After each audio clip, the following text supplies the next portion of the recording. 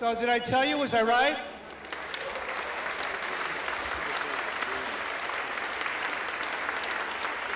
Just a reminder, if you have a question, please raise your hand. Kent and Paul will choose you. Speak nice and loud. They'll repeat the question, and they'll give you some great answers. Remember, if you want to tweet a question, it's hashtag SBFF. Martine, Victor, and Sophie.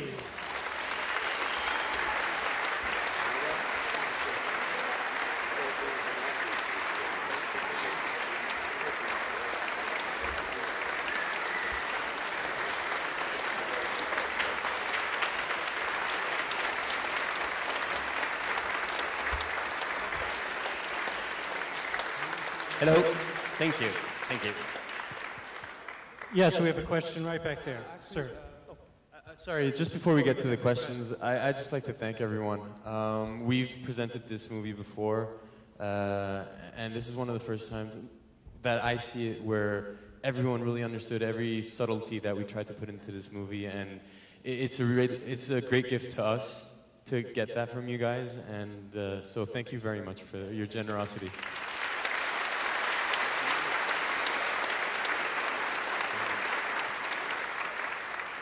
Yes, sir.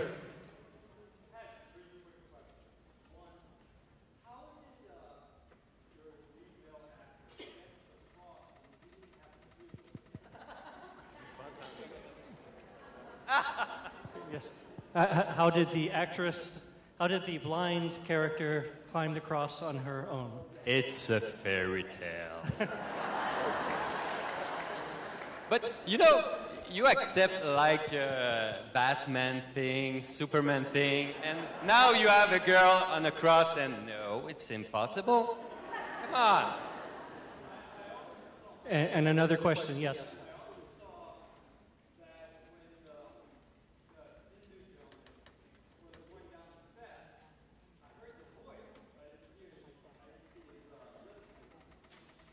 Yes, when the genie of the lamp was going down the steps, you could hear him talking, but his mouth wasn't moving at the time.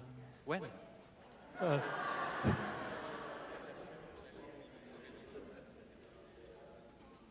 Yeah. Oh, it's editing. I don't know.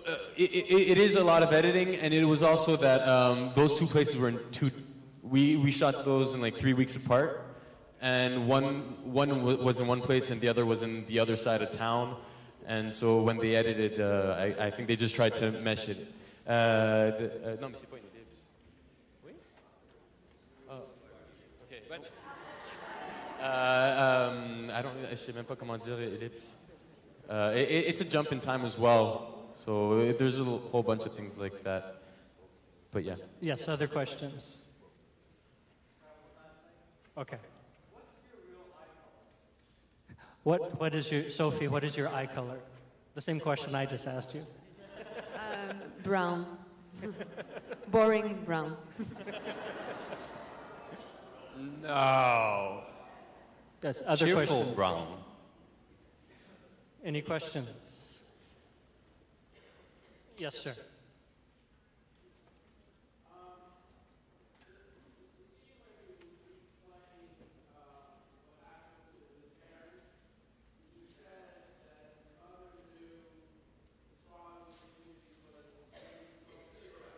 Yeah.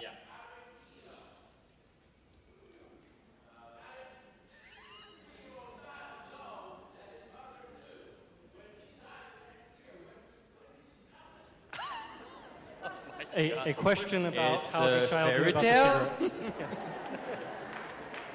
Yes. Is it really important? You have to open your heart and believe at things, but I understand what you're saying, but no, never. We actually never thought of that before. And you know that the fox doesn't really talk.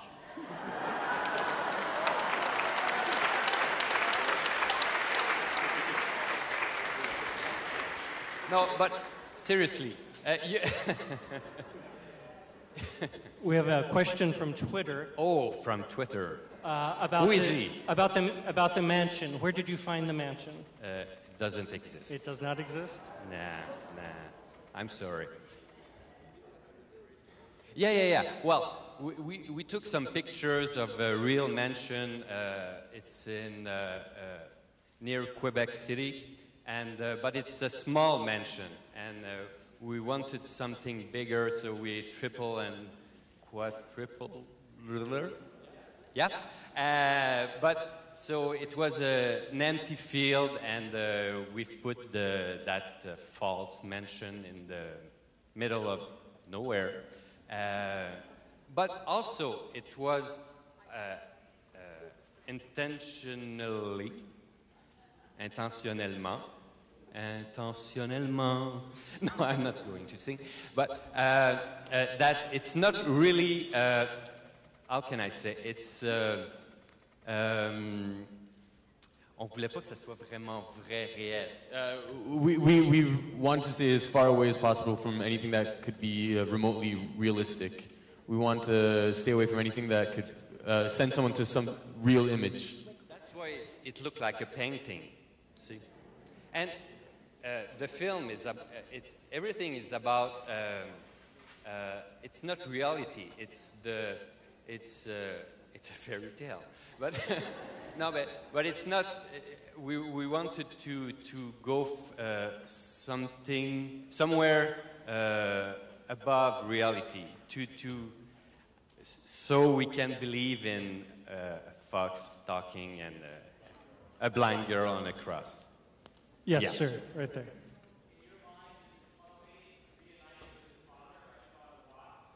Mm-hmm. Is Henri reunited with his father? For me or for me? For me. Well, it's a good question because we've talked about this, but no.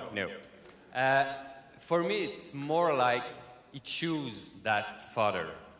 It's not. Probably, maybe it's his real father, but it's not important for me. It's like he put his past behind him, meeting that guy, and with the knife and Saint Antoine de Padoue. So it's only a turning point in his life. But so it's not really important for me, for you, what it is. Yes, sir, in the blue, right there.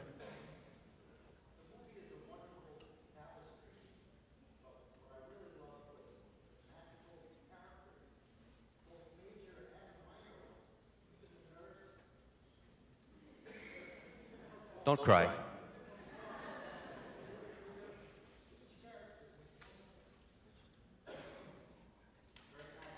Thank you. Thank you very much. I think there was a question in the back. Yes, sir. Actually, just about what he said, the reason why some of the characters, the smaller characters, are so good and great is that in Martin's way of seeing things and of creating the script, he actually saw that Henri was a secondary character to everyone else. He was always in the shadows of everyone else, and that's why he tried to make all the other characters so strong and so interesting. Just Yes, sir, in the back.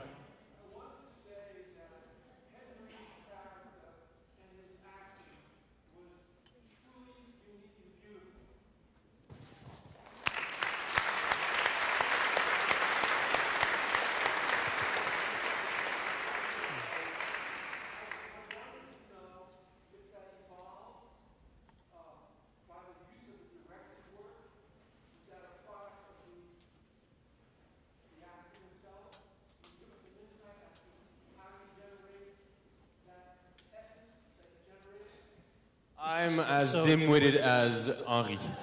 Just to, not everyone could hear the question. So he's asking how you basically created this character. Was it from the written page? Was it from you? Where it came from? No, I'm not really that.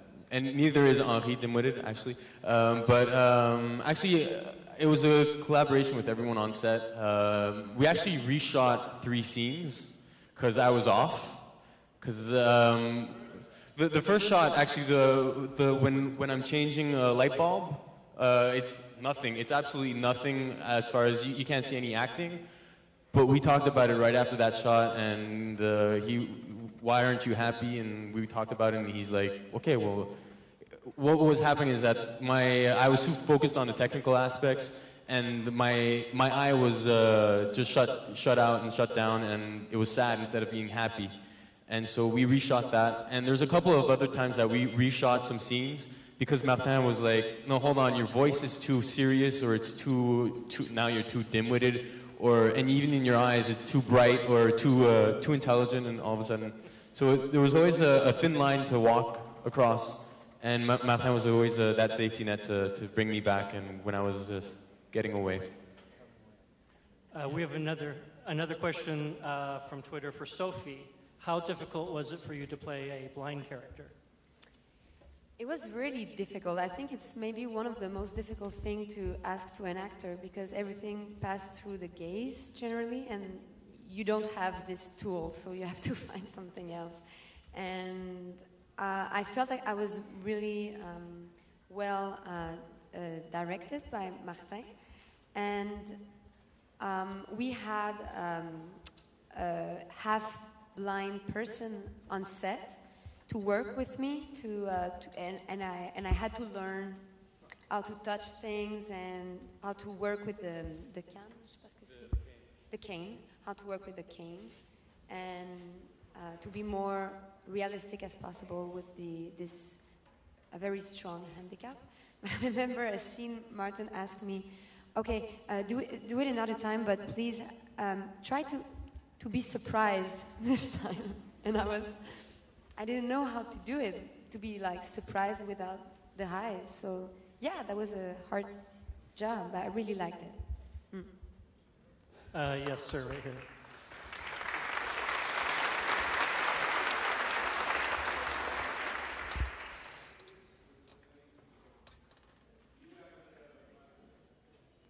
This is for the director. Do any of you have any future projects? Yeah, of course. I wrote my next feature. Hopefully, I'm going to shoot next summer, hopefully, but it's all a question of money, if you have some. But yeah, and it's a big thrill to shoot a feature, so you want to have more, of course. You, Sophie? I think after this movie I did 2 others, and I also work on stage. I'm a stage actor as well as Victor. Yeah. And I'm working on TV, 2 TV series. I'm working on a children's show that should be starting in Montreal as of September.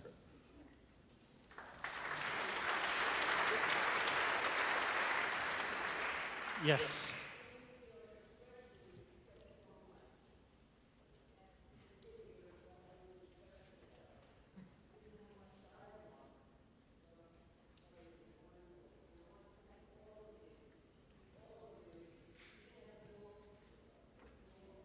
Thank you.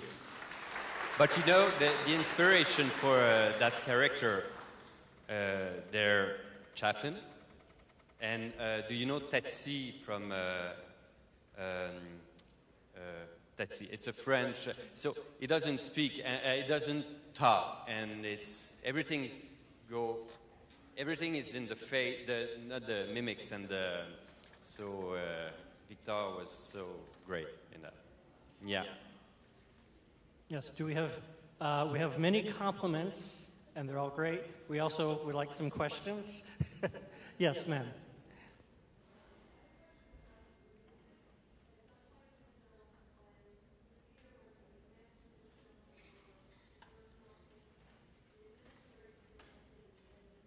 Yeah.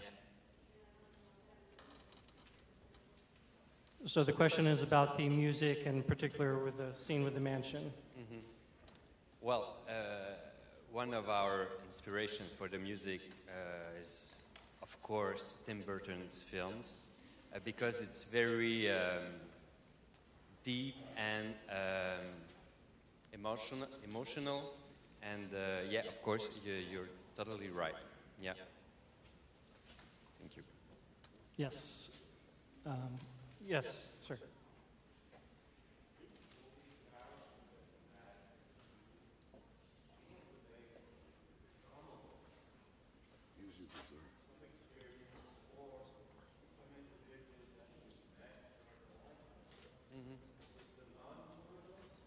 Was The Nun based on a character that you knew, based on someone you knew? Well, the nun for me is my mother. She's not a nun, obviously. And funny fact, she's the first nun in the film. So yeah.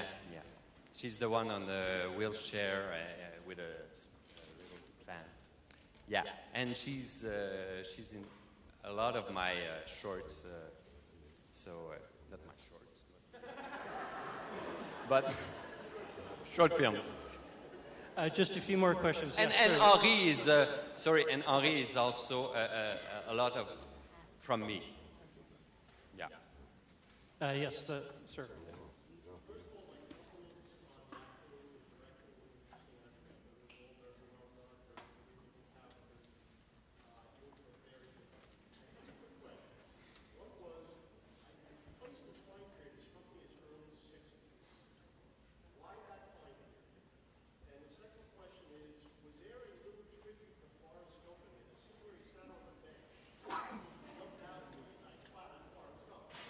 So two questions. One is about the time period. Was it in this? Did you have a specific time period, the 60s or some other time period? And the second question was there a slight tribute to Forrest Gump? Well, it's a big mix of 50s, 60s, and 70s. As you saw, there's a microwave and everything, so it was a bit. But the reason for that is that I wanted to mix, to be sure that nobody thought it was une période précise. He wanted to make sure that no one could identify a specific time period or anything like that, and you would have to really suspend disbelief completely, and because you would need to do it throughout the whole movie. And so yeah, that's one of the reasons why. I think there's also the fact that he likes the aesthetics of that period of time. And colorful and of course colorful. And for Forrest Gump, yeah, you're right. And also Forrest Gump is also a tribute to being there with Peter Sellers. So it's also the same innocence. Yeah. We have time for one more question. It's a question.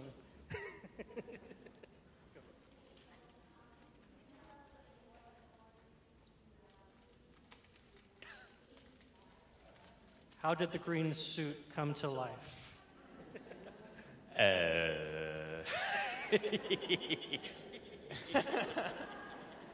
But I'm not sure I understand the question actually. Like, does it physically come to life, or? What's the origin of the green suit, I believe? I think he just wanted to grab the thing that like caught the eye, and whether it was nice or not. He just wanted something that really caught the eye and stood out. And so, because throughout the whole story, Henri really wants his... One thing that we don't really put, that we don't really put to the forefront of the movie is that Henri just wants to be noticed throughout like the movie, throughout his life. And so to see that suit is just like, wow, I'll finally be noticed. For sure I'll be noticed. And so that's one of the reasons why that thing took place. Thank you very much. Let's give a big hand. Martine, Sophie, Victor. Please be sure to pass your ballots.